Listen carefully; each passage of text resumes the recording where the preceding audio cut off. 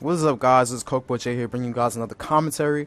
This video is pretty much going to be my thoughts on Infinite Warfare based on what's been going on in the beta.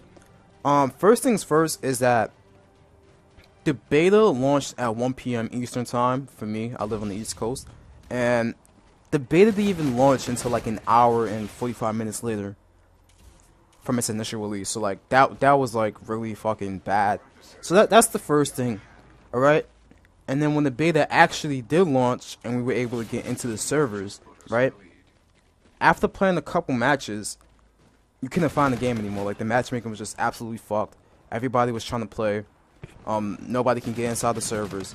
It was just bad. So like this whole day, you know, of Infinite Warfare was just a huge disappointment. Everybody's mad. We've been bamboozled and been lied to. If you look at that Infinite Warfare trailer and see some of the stuff that they were saying that was supposed to be inside the beta, it's not in the beta. I thought we were supposed to have 5 maps. Not even 5 maps, 5 game modes. 5 new game modes. We only have 3. We have Domination, CDM, and Defender.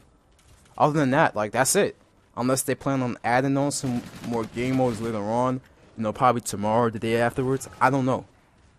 So that's the first thing, right? The beta took way too long to launch, alright? 2. You know, this game is built around the movement. It's very tribal. This game's gonna become very tribal, like Advanced Warfare became, and Black Ops 3 eventually.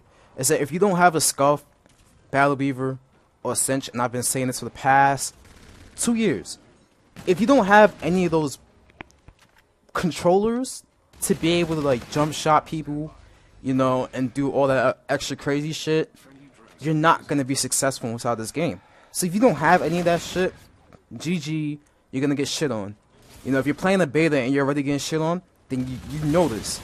You know, I'm playing on PS4 and I'm using the default controller. I have a Battle Beaver on Xbox, but I'm gonna have to wait till next weekend until the beta comes on that, so I can actually like really like shit on people, because playing this game with a default controller and not being able to do half the shit that I can do inside of a game like this is very frustrating.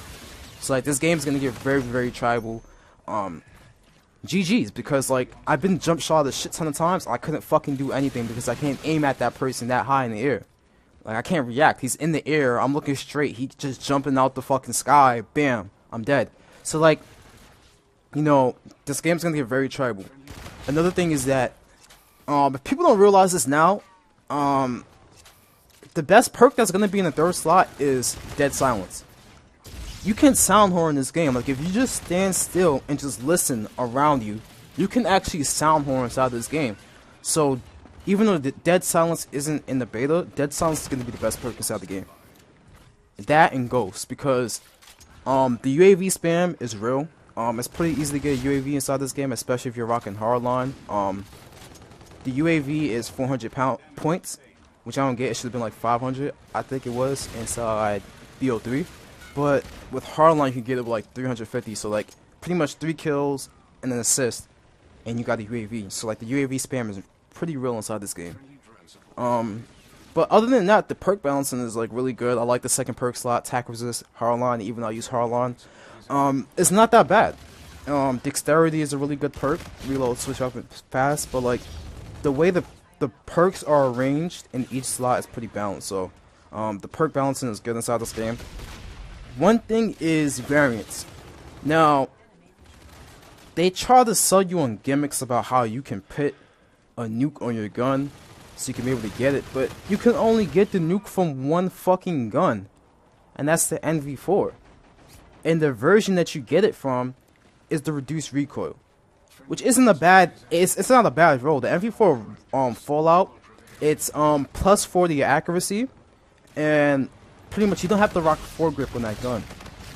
So, you know, that's a good thing, but that's a supply drop gun, or you can use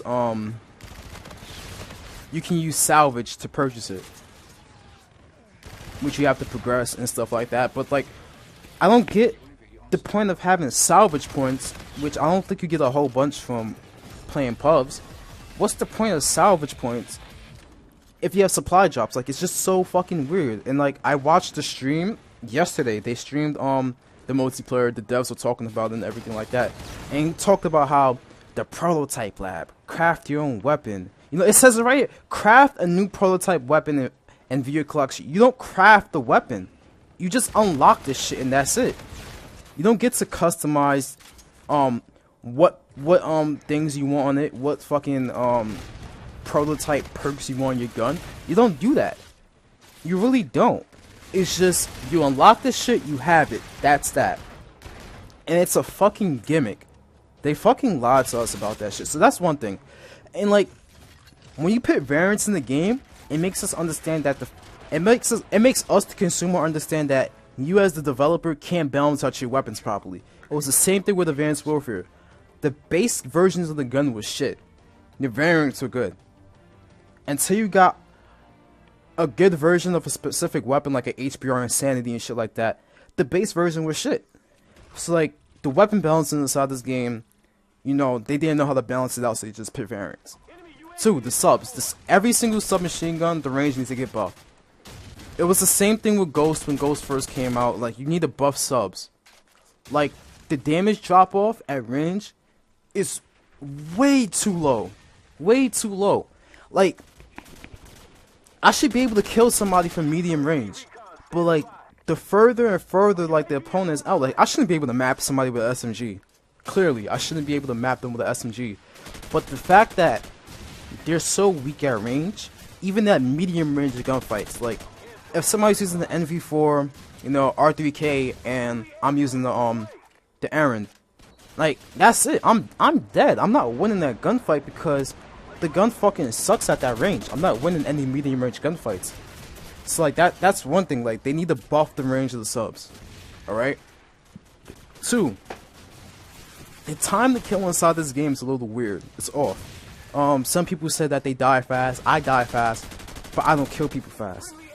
Like, it's just the weirdest fucking thing in the world.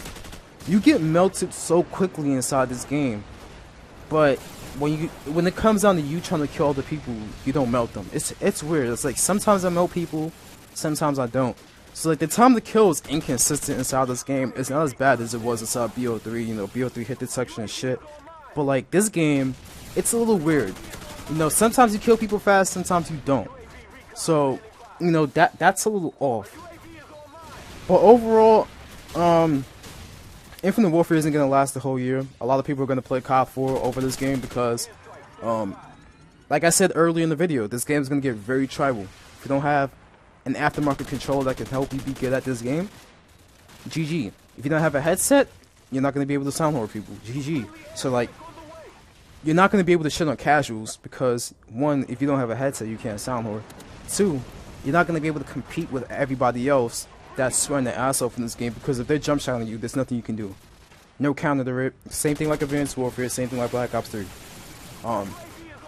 you can't hang with these people, that's it.